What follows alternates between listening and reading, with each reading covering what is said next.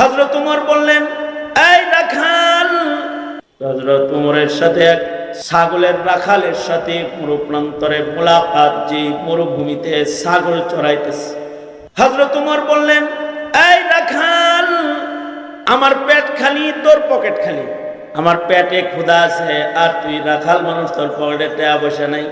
একটা কাজ করো, আমার কাছে একটা ছাগল বিক্রি করো, আমি তোমাকে কিছু টাকা দিব, তোমার পকেট ভরবে, ছাগল নিব, দহন করব, দুধ খাবো, আমার পেট ভরবে।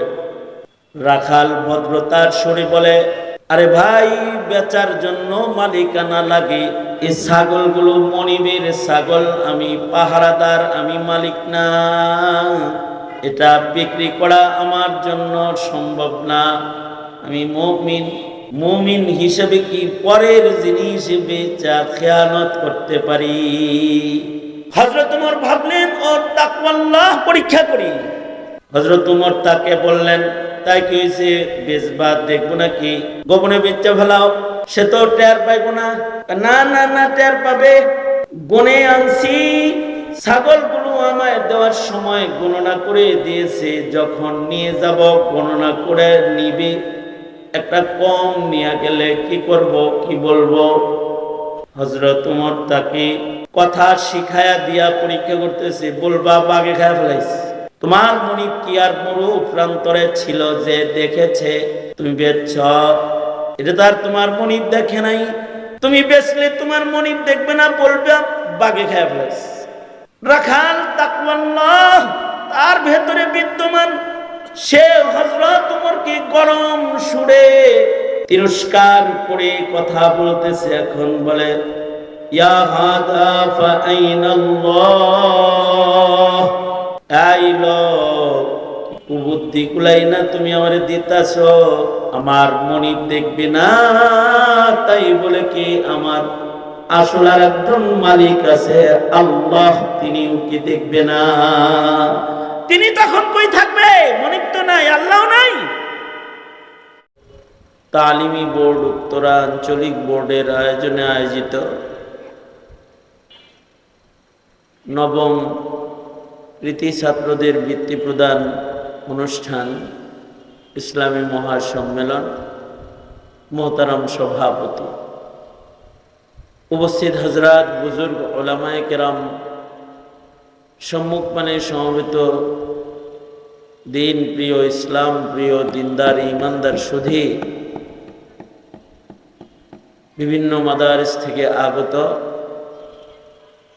তালিবে ইলম, প্রিয় ছাত্র ভাইরা, মাইকের আওয়াজ দূর থেকে যারা শুনছেন, মা বোনেরা, আল্লাহর দরবারে শুকর। আল্লাহ তাআলা ঐতিহ্যবাহী একটা অনুষ্ঠান, আকাবিরদের পদচারণায় ধন্য হবে এমন একটা অনুষ্ঠানে আল্লাহ তাআলা আমাদেরকে আসার তৌফিক দান করেছেন। কালিমাতুশ শুকর পড়ি, আলহামদুলিল্লাহ। তোমরা কি বুবা নাকি? কথা কইতে পারো না? হ্যাঁ, আওয়াজ করে বলেন সবাই আলহামদুলিল্লাহ, মাশাআল্লাহ। বয়ান তো মুরব্বীরা করবেন, হযরত আকাবির উলামায়ে কেরাম করবেন। আমি উত্তরার আকাবির উলামাদের নির্দেশে সংক্ষেপে কিছু বলার জন্য মুবারক আয়াতে কারিমা সূরা মায়েদা থেকে তেলাওয়াত করেছি। এগুলো সামনে করে সংক্ষেপে কিছু কথা। কোরআনে হাকিমে কিছু কিছু আয়াতে কারিমা আছে যেগুলো বিশেষ সময়ে পড়া হয়, যেমন জুমার খুতবার বিশেষ সময়ে সূরা নাহলের আয়াত পড়া হয়, ইন্নাল্লাহা ইয়া'মুরু বিল আদলি ওয়াল ইহসান। 90 নম্বর আয়াত যেটা, এটা জুমার খুতবায় পড়া হয়। ওমর ইবনে আব্দুল আজিজ রহমতুল্লাহ আলাইহির শাসনামলে এইটাকে খুতবায় তেলাওয়াত করার জন্য রাষ্ট্রীয় নোটিশ জারি করা হয়েছিল। কারণ আয়াতে কারিমা বরকতপূর্ণ, এটা কারোর কানে গেলেও এটার নসিহাগুলো আয়াত শুনেই কাফের মুসলমান হতো, এরকম ইজাজ এই আয়াতের ভেতরে আছে। আবার বিয়ের খুতবার ভেতরে কিছু মখসুস আয়াতে কারিমা নিয়মিত পড়া হয়। নবীজি যেগুলো পড়তেন, খুতবা পড়লেই এটা পড়া হয়। ইয়া আইয়ুহাল্লাযীনা আমানুত্তাকুল্লাহ ওয়া কুনু ইয়া আইয়ুহাল্লাযীনা আমানুত্তাকুল্লাহা হাক্কা তুকাতিহি ওয়া লা তামুতুন্না ইল্লা ওয়া আনতুম মুসলিমুন। আবার ইয়া আইয়ুহান নাসুত্তাকু রাব্বাকুমুল্লাযী খালাকাকুম মিন নাফসিন ওয়াহিদা ইলা আখিরিল আয়া। আবার বলা হয় ইয়া আইয়ুহাল্লাযীনা আমানুত্তাকুল্লাহ ওয়া কুলু কাওলান সাদীদা ইউসলিহ লাকুম আমালাকুম ওয়া ইয়াগফির লাকুম যুনুবাকুম ইলা আখিরিল আয়া। এটা বিয়ের খুতবার ভেতরে এই আয়াতে কারিমাগুলো বিবাহের খুতবায় পড়া হয়। আমাদের মাশায়েখিন হযরতগণ ওনারা যে সুলুক ও তরবিয়তের মেহনত করেন, বাইআতের খুতবার ভেতরে বরকতান কিছু আয়াতে কারিমা খুব তেলাওয়াত করা হয়। তার ভেতরে একটা ইয়া আইয়ুহাল্লাযীনা আমানুত্তাকুল্লাহ ওয়া কুনু মা'আস সাদিকিন। আবার সূরা মায়েদার এই আয়াতটাও মাশায়েখরা খুতবার ভেতরে খুব পড়েন। ইয়া আইয়ুহাল্লাযীনা আমানুত্তাকুল্লাহ ওয়াবতাগু ইলাইহিল ওয়াসিলা। আয়াতে কারিমার ভেতরে মুখতাসার বড় বরকতপূর্ণ নসিহা আল্লাহর পক্ষ থেকে ঈমানদার বান্দাদের জন্য আছে। সংক্ষেপে আল্লাহর জান্নাতে পৌঁছার রাস্তা আল্লাহ আল্লাহর গোলামদেরকে দেখাইছে। এই উম্মতের একটা শরফ মর্যাদা এটাও যে এই উম্মতকে আল্লাহ তাআলা নিসবতি ডাকে ঈমানদার বলে বলে আল্লাহ পাক এই উম্মতকে ডাক দিচ্ছেন। পৃথিবীর কোনো উম্মতকে এই নিসবতি ডাক আল্লাহ পাক দেন নাই। শ্রেষ্ঠ উম্মত তার হাবিবের উম্মতকে আল্লাহ তাআলা নিসবতি ডাক দিছেন ইয়া আইয়ুহাল্লাযীনা আমানু। কোরআনে হাকিমের 99 জায়গায় প্রায় ইয়া আইয়ুহাল্লাযীনা আমানু, এই ঈমানদারেরা, এভাবে আল্লাহ পাক ডাকছেন। এটা অন্য কোনো উম্মতকে এভাবে আল্লাহ পাক ডাক দেন নাই। নিসবতি ডাক এটার ভিতরে মায়া বেশি। বাপ যদি তার সন্তানকে পিতৃত্বের নিসবতে ডাক দেয়, এ আমার আদরের সন্তান, এ বাবা, আব্বু, আম্মু, এই ডাকটা অনেক ভালোবাসাওয়ালা ডাক। উস্তাদ যদি তার ছাত্রকে বলে এ আমার আদরের ছাত্র, তাহলে এটা নিসবতি ডাক। ডাকটাই কেমন যেন তার ইলমের সনদ হয়ে যায়, দলিল হয়ে যায়। বাপ যদি তার সন্তানকে ডাক দেয়, তাহলে নিসবতি ডাকটা পিতৃত্বের দলিল হয়ে যায়, পিতৃ পরিচয়ের দলিল হয়ে যায়।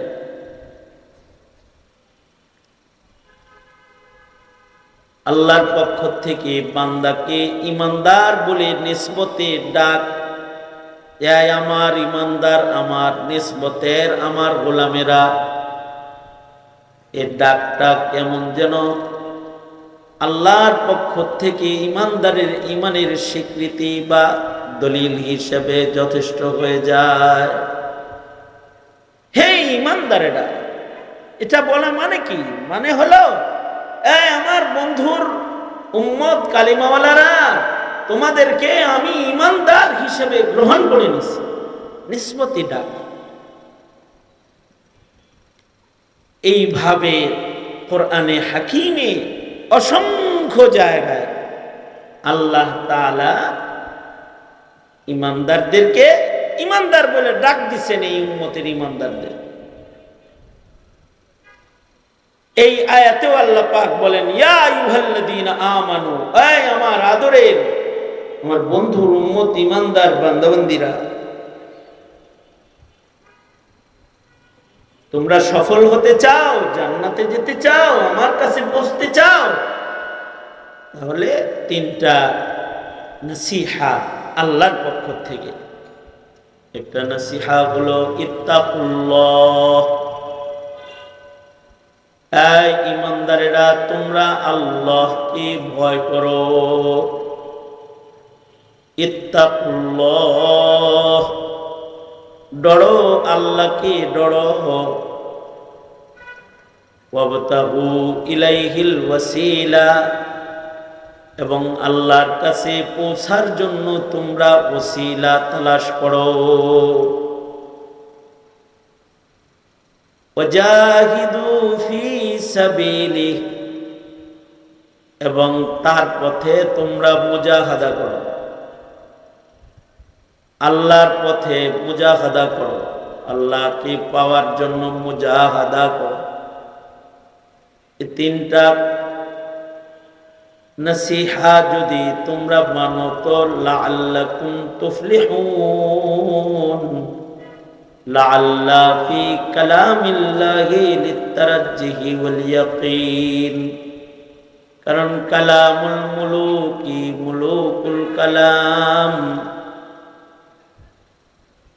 অর্থাৎ যদি এই তিন নসিহা কেউ গ্রহণ করে তাহলে নিশ্চিত সে সফল হয়ে আল্লাহর কাছে পৌঁছে যাবে।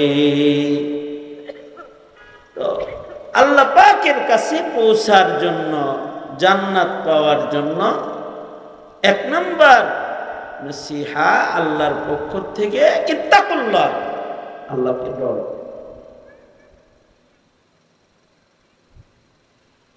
আল্লাহর ডর কাকে বলে?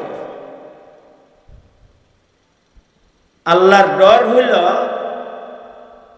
সংক্ষিপ্ত তাকওয়ার পরিচয়। সংক্ষেপে আল্লাহর ডর তার ভেতরেই আছে যে আল্লাহর হুকুম অমান্য করে না, আল্লাহর নিষেধাজ্ঞা লঙ্ঘন করে না, আল্লাহর ভয়, অর্থাৎ ইবাদত ছাড়ে না, আল্লাহর ভয়।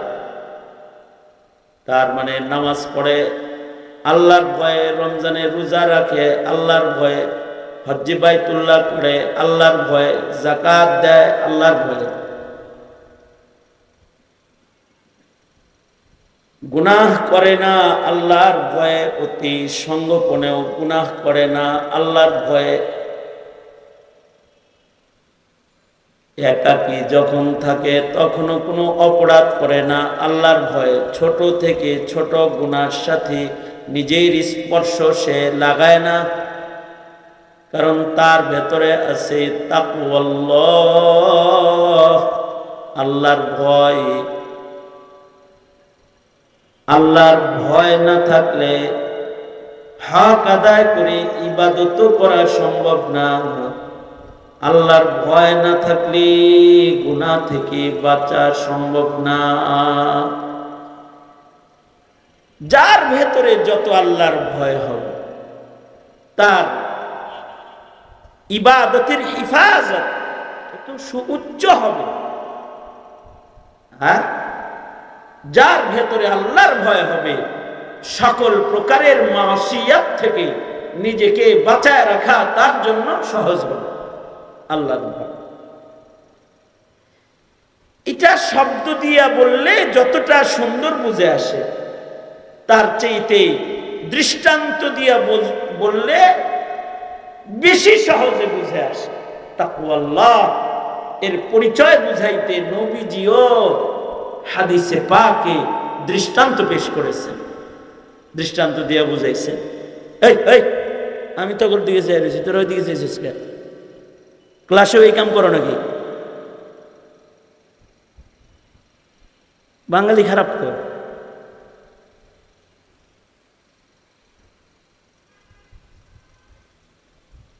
আমি যদি আজকে মারা যাই তাহলে আমার আজকের বয়ান শেষ বয়ান, সেটা তোমাদের সামনে। আর তুমি যদি আজকে মারা যাও তাহলে আমার বয়ান অথবা আজকের যারা বয়ান করবে এটা তোমার জীবনের এরকম অনুষ্ঠানের শেষ অনুষ্ঠান। খাসিয়াত নিয়ে বসে তাহলে দেখবা ইহতেমাম আসতেছে। যদি মনে করে আমরা মোল্লা মানুষ, আমরা তো সব পারি, হুজুর যা ওয়াজ করবো এটি সব আমাকে জানা, না শোনো যদি তোমারও তাকওয়ার কমি হবে। আর যদি তুমি জানা জিনিসকেই শোনো, ইদা তাকাররারা ফিল লিসান তাকাররারা ফিল কলব, বারবার তাকরার হবে, তুমি শুনবা, এটা হৃদয়ে বসবে, ওই শক্তিটা দিয়া গোপনে গুনাহ থেকে বাঁচতে পারবে ইনশাআল্লাহ। তা আমাদের নবী আলাইহিস সালাতু ওয়াস সালাম তাকওয়াল্লাহ বুঝানোর জন্য দৃষ্টান্ত পেশ করছেন। নবীজি ওয়াকিয়া বলে বুঝাইছেন, দেখো আল্লাহর ভয়ে গুনাহ করে নাই, তার জিন্দেগীর সব গুনাহ আল্লাহ পাক গুনাহ থেকে আল্লাহর ভয়ে গুনাহ না করার কারণে আল্লাহ মাফ করে দিয়েছেন। এটার নাম হলো তাকওয়াল্লাহ। কিফিল নামক জালিমের কথা আল্লাহর নবী শুনাইছেন, এ সারা জীবন অপরাধ করছে, একদিন আল্লাহর ভয়ে গুনাহ করে নাই, বাস যে আল্লাহর ভয়ে গুনাহ করলো না, এইটাকে আল্লাহ তাআলা তাকওয়াল্লাহ হিসেবে গ্রহণ করে, আল্লাহর ভয় হিসেবে গ্রহণ করে তার গুনাহ মাফ করে দিয়েছে এবং তাকে জান্নাত দিয়ে দিয়েছে। কারণ জান্নাত তো মুত্তাকীদের জন্যই বানানো হয়েছে, উইদ্দাত লিল মুত্তাকিন। যেই ঈমানদার মুত্তাকী না, সে জান্নাত পাবে না, জান্নাত থেকে বঞ্চিত হয়ে যাবে, দোজখে পড়বে। হ্যাঁ, ঈমান লয়ে গেলে দোজখ থেকে বাইর হয়ে আবার জান্নাতে ঢুকবে, সেটা তো অনেক পরের কথা। কথা হলো দোজখে সামান্য সময় থাকা যাইব তো। ইন্নাহা সাআত মুস্তাকাররা ওয়া মুকাম, সামান্য সময়ও তো এখানে বসবাসযোগ্য না। গত কিছুদিন আগে আমার প্রোগ্রাম ছিল যশোরে, আমি মাহফিল শেষ করেছি, পরে মাহফিলের পাশেই এক টিউবওয়েল ফ্যাক্টরি এর মালিক আছে আমার কাছে, হুজুর আমার ফ্যাক্টরিটা একটু পাড়ায় দেন, দোয়া করে দেন। ওই সময় আবার এয়ারপোর্টে আগুন লাগছিল। ওই দেখেন হুজুর আগুনের ভিতরেই থাই, দোয়া করে দেন, আপনারা আলেম মানুষ। আগুনের ফ্যাক্টরি, এখানে লোহা কুইড়া টিউবওয়েল বানাই। আমারও কৌতূহল, টিউবওয়েল কেমনে বানায় এক নজর দিয়ে যায়। গেলাম, যায় দেখলাম একটা ভয়ঙ্কর চুলা, যেই চুলার ভেতরে লোহা ঢুকাইলে মিনিট লাগে না, লোহাটা অল্প সময়ের ভেতরে পানি হয়ে যায়। আর একদিক দিয়া জমাট লোহা ঢুকায়, এটা তরল পানিতে রূপান্তরিত হয়, আর আরেক দিক দিয়া একটা টেপের মতো আছে, এখান দিয়া লোহা পানি হয়ে পড়ে, বালতিতে করে ধরে এটারে খরমায় ফেলে, তো 25 সেকেন্ড 23 সেকেন্ড 21 সেকেন্ডের ভেতরে এটা জমাট বাঁধা হাতা মাথা লোহার শীট এগুলোতে পরিণত হয়ে যায়। চুলাটার তাপ অনুভব করার জন্য কাছে গেলাম। এর কাছে যারা ডিউটি করে ওরা শিফটি পরিবর্তন করে করে এই আধা ঘন্টা 1 ঘন্টা একজন আর একজন পরিবর্তন করে, বেশি সময় থাকা যায় না। বিশেষ পোশাক পরা, যেন আগুনের ফুলকি গায়ে আসলে পুড়ে না যায়, বিশেষ মোজা পরা, বিশেষ জুতা পরা, লোহাকে পুড়ায়া পানি বানায়া বের করতেছে। জিজ্ঞাসা করলাম এই চুলাটা কি দিয়া জ্বালানো হয়েছে? মালিক বলল যে এই চুলাটা কয়লা দিয়ে জ্বালাইছে। এটা মানুষের হাতে চালানো কয়লার চুলা, যা লোহাকে পানি বানায়া বের করে দিচ্ছে। ওখানে কিছু সময় দাঁড়ায়া একটু আল্লাহর কালামের বর্ণনা দিয়ে একটু কল্পনা করতেই আমার শরীরে কম্পন শুরু হয়েছে। যদি কয়লার জ্বালানো চুলায় লোহা দিলে যদি পানি হয়ে বের হয়, নারু জাহান্নামা আশাদ্দু হাররা, দোজখের ভয়ঙ্কর চুলায় মানুষে যখন ঢুকাইব তখন এটার অবস্থা কি হবে? এই দোজখ থেকে মুক্তি আর জান্নাতে প্রবেশ করা, এটা এর জন্য তাকওয়াল্লাহ লাগবে। তাকওয়াবিহীন দোজখ থেকেও বাঁচতে পারবে না, গুনাহ থেকে বাঁচতে পারবে না, আর আল্লাহর জান্নাতেও যেতে পারবে না। কারণ জান্নাত মুত্তাকির জন্য বানানো হয়েছে। উইদ্দাত লিল মুত্তাকিন। হযরত ওমর একবার মরুপ্রান্তর দিয়ে যাইতেছেন। হযরত ওমরের সাথে এক ছাগলের রাখালের সাথে মরুপ্রান্তরে মোলাকাত, যে মরুভূমিতে ছাগল চড়াইতেছে। হযরত ওমর বললেন, এই রাখাল, আমার পেট খালি, তোর পকেট খালি। আমার পেটে ক্ষুধা আছে, আর তুই রাখাল মানুষ, তোর পকেটে টাকা পয়সা নাই। এটা কাজ করো, আমার কাছে একটা ছাগল বিক্রি করো, আমি তোমাকে কিছু টাকা দিব, তোমার পকেট ভরবে, ছাগল নিব, দহন করব, দুধ খাবো, আমার পেট ভরবে।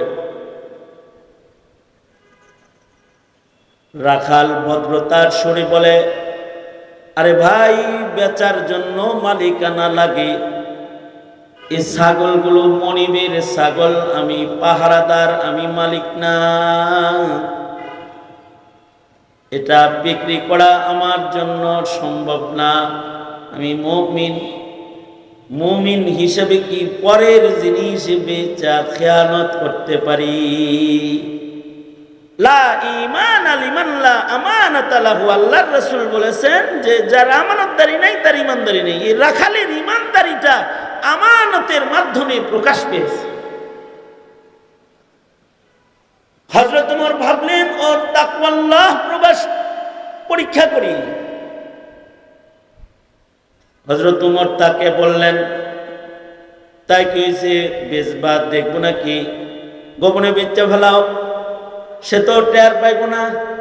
না না না, টের পাবে। গনে আনছি, ছাগলগুলো আমায় দেওয়ার সময় গণনা করে দিয়েছে, যখন নিয়ে যাব গণনা করে নিবে, একটা কম নিয়ে গেলে কি করব, কি বলবো? হযরত ওমর তাকে কথা শিখায়া দিয়া পরীক্ষা করতেছে, বলবা বাগে খায় ফেলাইছে। তোমার মনিব কি আর মরু প্রান্তরে ছিল যে দেখেছে তুমি বেচছ? এটা তো আর তোমার মনিব দেখে নাই। তুমি বেচলে তোমার মনিব দেখবে না, বলবে বাগে খায় ফেলাইছে। রাখাল তাকওয়াল্লাহ তার ভেতরে বিদ্যমান। সে হযরত ওমরকে গরম সুরে তিরস্কার করে কথা বলতেছে। এখন বলে, ইয়া হাদা ফাআইনাল্লাহ, এই লোক, বুদ্ধি কুলাই না তুমি আমারে দিতাছ, আমার মনিব দেখবে না, তাই বলে কি আমার আসল আর একজন মালিক আছে আল্লাহ, তিনিও কি দেখবে না? তিনি তখন কই থাকবে? মনিব তো নাই, আল্লাহ নাই। এইটা বলার সময় যে শব্দ সে ব্যবহার করতেছে, ইয়া হাদা, ইয়া হাদা ডাকটা আরবি সাহিত্যে তিরস্কারের ডাক। ও ভাই, বড় ভাই, সম্মানের ডাক। এ ছোট ভাই, আদরের ডাক। এ সালামিয়া, এটা আদরের ডাক। ও দুলাভাই, এটা একটা মোহব্বতের ডাক। কিন্তু যদি কয় এই বেটা, এটা একটা তিরস্কারের ডাক। এই বেটা, এই লোক, তিরস্কার। রাখাল তিরস্কার করে বলে, ইয়া হাযা ফাআইনা আল্লাহ, এই লোক কি কুবুদ্ধি দাও, আল্লাহ কই থাকবো তখন, এটা বেসমো তোমার কাছে? এই যে ভীতির কারণে অতি সঙ্গোপনেও গুনাহ সম্পাদিত হলো না, এই শক্তিটার নামই হলো তাকওয়াল্লাহ। তাকওয়া ছাড়া নামাজ পড়লে নামাজ হয় না, তাকওয়া ছাড়া রোজা রাখলে রোজা হয় না, তাকওয়া ছাড়া এক কদম চলা যায় না, তাকওয়া ছাড়া রাষ্ট্র চালানো যায় না। আরে তাকওয়া ছাড়া মোবাইল চালানো যায় না, আর রাষ্ট্র চালানো যায়, ঘর চালানো যায়। তাকওয়া ছাড়া মোবাইলও চালানো যায় না। এখন মানুষের পকেটে পকেটে আছে স্ক্রিন টাচ মোবাইল।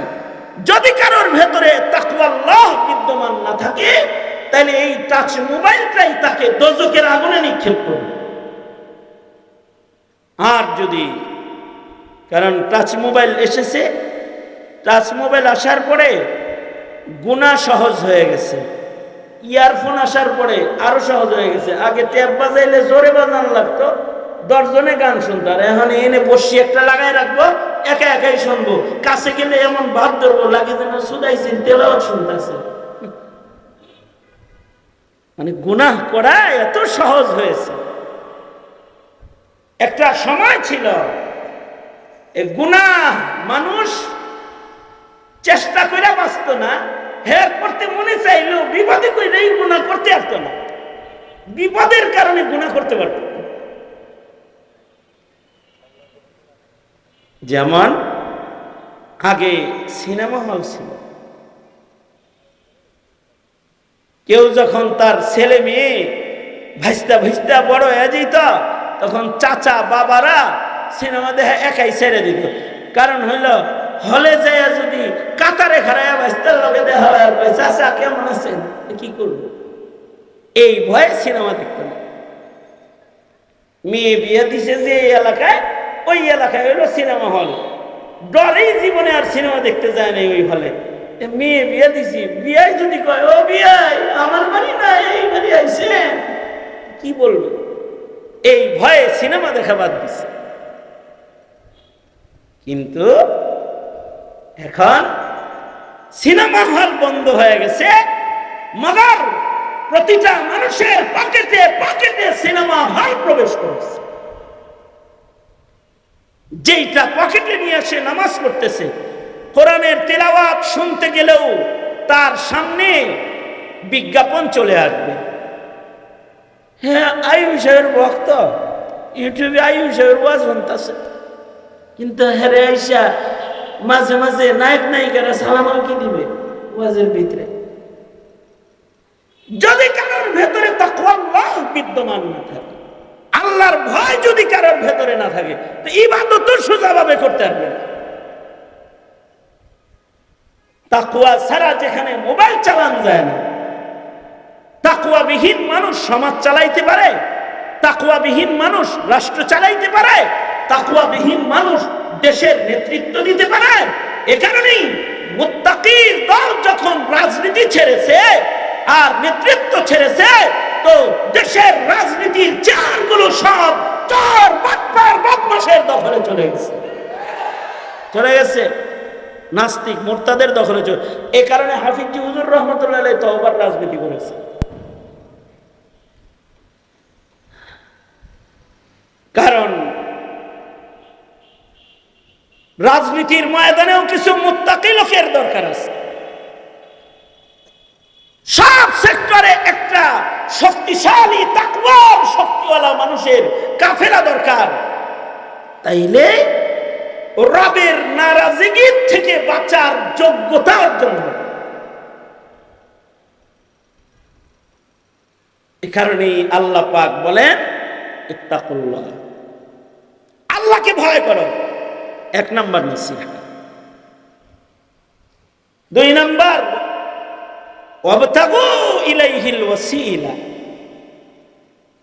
ছোট ছোট আমল ছাইড়া দিও না, ছোট ছোট আমলগুলোকেও রবের কাছে যাওয়ার দরওয়াজা হিসেবে গ্রহণ করো, উসিলা বানাও এটাকে। তুরুকুল উসুল ইলা আল্লাহ সুবহানাহু ওয়া তাআলা কাআদাদি আনফাসিল খালায়েক।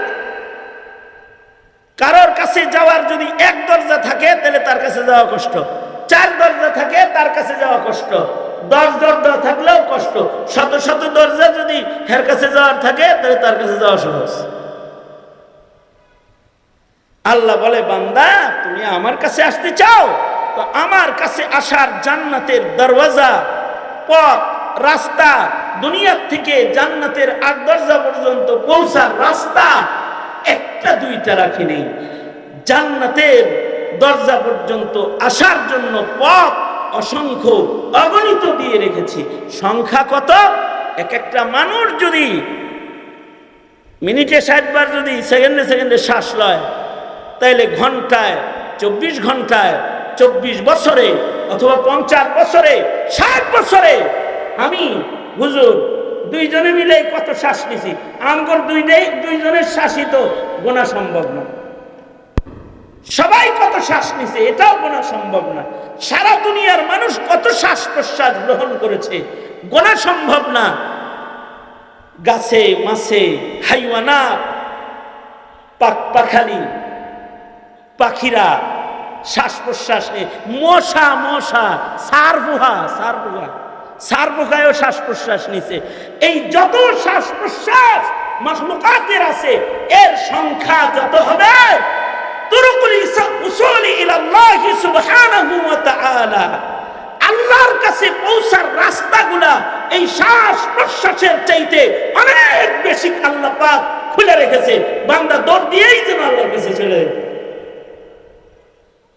তার ভিতরে কোন বান্দা যদি তার কলবের ভেতরে এই কথাটা রাখা মরে, লা ইলাহা ইল্লাল্লাহ, মারা গেছে, তার কলবের ভিতরে আছে, সে জানে লা ইলাহা ইল্লাল্লাহ, আল্লাহ পাক কখনো কখনো বান্দাকে জান্নাত দিতে এইটাকে উসিলা বানায় ফেলবেন। নবীজি বলেন, মান মাতা ওয়া হুয়া ইয়ালামু লা ইলাহা ইল্লাল্লাহ দাখালাল জান্নাহ, সে আল্লাহর জান্নাতে যাবে। আর যদি কারোর মুখের শেষ কথা হয়ে যায় লা ইলাহা ইল্লাল্লাহ, তাহলে সে মৃত্যুর সাথে সাথে আল্লাহর জান্নাতে প্রবেশ করবে। তার খাতিমাটা বিল খায়ের হিসেবে গণ্য হবে। মান মাতা ওয়া হুয়া ইয়ালামু লা ইলাহা ইল্লাল্লাহ। আবার আল্লাহর রাসূল বলেন, মান কানা আখিরু কালামিহি লা ইলাহা ইল্লাল্লাহ, যদি কারোর শেষ কথা হয় লা ইলাহা ইল্লাল্লাহ, সাথে সাথে ফাদাখালাল জান্নাহ, মরার সাথে সাথে আল্লাহর জান্নাতে সে পৌঁছে যাবে। যার খোদার ডর নেই ওর আল্লাহর কাছে যাওয়ার কোনো ভাবনাই থাকে না। আর যার আল্লাহর ডর থাকে ওর রবের কাছে পৌঁছার ভাবনা থাকে, ও জিগাইতে থাকে কেমনে যাবো আল্লাহর কাছে, কিভাবে যাবো, চেষ্টা করতে থাকে কেমনে রবের কাছে যাব, মুজাহাদা তার আসে। এ কারণে তাকওয়ার কথা আগে আর ওসিলা বানাইবার আমলের তারগীবের কথা পড়ে, আর মুজাহাদার কথা আরো পড়ে। চেষ্টা প্রচেষ্টা আইব তো তাকওয়া হইলে, মুজাহাদায়ে নফসানি, মুজাহাদায়ে জিসমানি, মুজাহাদায়ে রূহানি, আর জিহাদ ফি সাবিলিল্লাহ, কুরবানি ওয়ালা মুজাহাদা পর্যন্ত তৈয়ার থাকবে। যাদের ভেতরে এই প্রস্তুতিগুলা থাকবে সে আল্লাহর জান্নাতে ঢুকবে। আল্লাহ তাআলা আমাদেরকে ঈমানের পাশাপাশি তাকওয়াল্লাহ এবং আল্লাহ পাকের কাছে পৌঁছার নেক আমলের উসিলা এবং মুজাহাদার মাঠে কদম কদম হাঁটা তৌফিক দান করুন। বড়দেরকে মুহাব্বত করতে হয়, আল্লাহওয়ালাদেরকে ভালোবাসতে হয়, এটাও উসুল ইলাল্লাহ, আল্লাহ পাকের কাছে পৌঁছার একটা রাস্তা, তরিকা। আল মারউ মা'a মান আহাব্বা, যে যারে মুহাব্বত করে তার সাথে হাসরে থাকে। দুনিয়াতেও যে যারে মুহাব্বত করে তার কাছেই থাকে। যে মুদিরে মুহাব্বত করে, হাসিনা মুদির কাছেই আছে। যার সাথে যার মুহাব্বত তার কাছেই থাকে। গতকালকে জাতিকে আল্লাহ পাক একটা পুরস্কার দিছে, সেটা হলো হাসিনার ফাঁসি।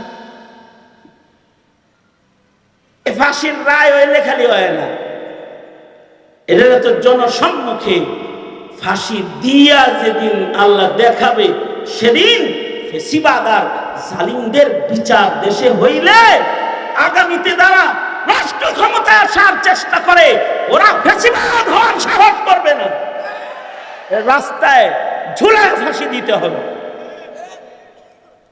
সুতরাং জালিম যতই শক্তিশালী হোক তাকে ছাড়ে না। আর মুত্তাকি আল্লাহর বান্দা যতই দুর্বল হোক আল্লাহ তাকে জিম্মাদারির বাউন্ডারির বাইরে ধাক্কা দিয়ে দেয় না। হাসবুনাল্লাহ। মুমিন যারা তারা দুর্বল, কিন্তু তাদের জন্য আল্লাহই যথেষ্ট। আল্লাহ পাক আমাদেরকে আল্লাহর ভয়, আল্লাহর ভীতি এবং আল্লাহ পাককে পাওয়ার মেহনত, কুরবানি আর আল্লাহর পথে চলার মুজাহাদা, মেহনত করার তৌফিক সবাইকে আল্লাহ পাক দান করুন। কোন তালিবে ইলম যদি মুত্তাকি না হয়, সে আনওয়ারে ইলম বঞ্চিত হয়ে যাবে। ব্রেনের শক্তি দিয়ে আলফাজকে জব্দ করা যায়, মুত্তাকি না হলে আনওয়ার পাওয়া যায় না। এজন্য আমাদের মুরব্বীরা শুধু ছাত্রদেরকে আলফাজ শিখায় না, ওদের হৃদয়ের গভীরে তাকওয়াল্লাহ প্রবেশ করানোর মেহনত করে যায়, সারাটা জিন্দেগি মেহনত করে মুত্তাকি তালিবে ইলম বানানোর মেহনত করে। আল্লাহ তাআলা ওই পরিমাণ তাকওয়া, আমিও আপনাদের মতো একজন তালিবে ইলম বসে বসে কিছু সবক তাকরার করলাম, আপনাকে আমাকে সবাইকে আল্লাহ তাআলা ওই তাকওয়ার নিয়ামত দান আমাদেরকে আল্লাহ পাক দান করেন। উত্তরা তালিম বোর্ডের সকল মুরব্বী হযরতদেরকে আল্লাহ পাক নেক হায়াত দান করেন। যে সকল মুরব্বীরা, মাশায়েখিন, শেখুল হাদিস, মুহাক্কিক, উলামা হযরতরা এই বোর্ডের নিয়ন্ত্রণ যারা করছেন, তাদেরকে আল্লাহ তাআলা উত্তম জাযা দান। সভাপতি তালিমি বোর্ডের কিফায়াতুল্লাহ আজহারি দামাত বারকাতুহুম, আমরা তো ওনার কিয়াদতকে, ওনাকে আমাদের ইলমি এবং ময়দানি সকল কাজে ওনার কিয়াদতকে উত্তরাবাসী আমরা গ্রহণ করে নিচ্ছি। আমাদের সরদারিটা ওনাকে দিচ্ছি আমরা। ওনার সরদারি আমাদের জন্য রাহনুমাই, এটা আমাদের জন্য রহমত, নিয়ামত, বরকত। উনি সহ আমাদের মুরব্বী নাজমুল হাসান সাহেব হুজুর সহকারে আমাদের একেবারে কাছের টঙ্গীর আরেকজন মুরব্বী শেখুল হাদিস আল্লামা মাসউদুল করিম দামাত বারকাতুহুম সহকারে আশপাশের যত মুরব্বীরা আছে, মুরব্বীদেরকে তাজিম করা, মুরব্বীদেরকে ইজ্জত করা, মুরব্বীদেরকে তাহে দিল থেকে মুহাব্বত করা। একদিন তোমাদেরকে আল্লাহ পাক মুরব্বী বানাবে। আর মুরব্বীরা যেই তাকওয়ার পথ অবলম্বন করে কদম কদম চলেছে, কিছুই না পারো তাদের নকল করো, তোমাকে নকলটা আল্লাহর কাছে বড় পছন্দের। যেই জিনিসের নকল ভালো হয় ওটা মার্কেটে ভালোই চলে, কই আসলটার মতো নেই। ঠিক তাকওয়ার লাইনেও যারা নকল করে এটাও ভালোই চলে। নবীর নকল সাহাবীরা ভালো করছে দেখা সাহাবীদের নকল রেই আল্লাহ কয় তোরা নকল না, তোরা আসল। কিয়ামত পর্যন্ত তোরা মিকিয়ারে হক আমিনু কামা আমানান নাস। কিচ্ছু না পারো আকাবিরদের নকল করো মিয়া, তলবে ইলম না তোমরা, নকল করো, শুধু নকল করো, নকল দিয়া উপরে উঠবা আর ডং দেখাইবা ছিটকে পড়ে যাবে। আল্লাহ তাআলা সহি সমাজ সহি বুঝ সকলকে দান করুন, আমিন। ওয়া আখিরু দাওয়ানা আলহামদুলিল্লাহি রাব্বিল আলামিন। আসসালামু আলাইকুম ওয়া রাহমাতুল্লাহি ওয়া বারাকাতুহু।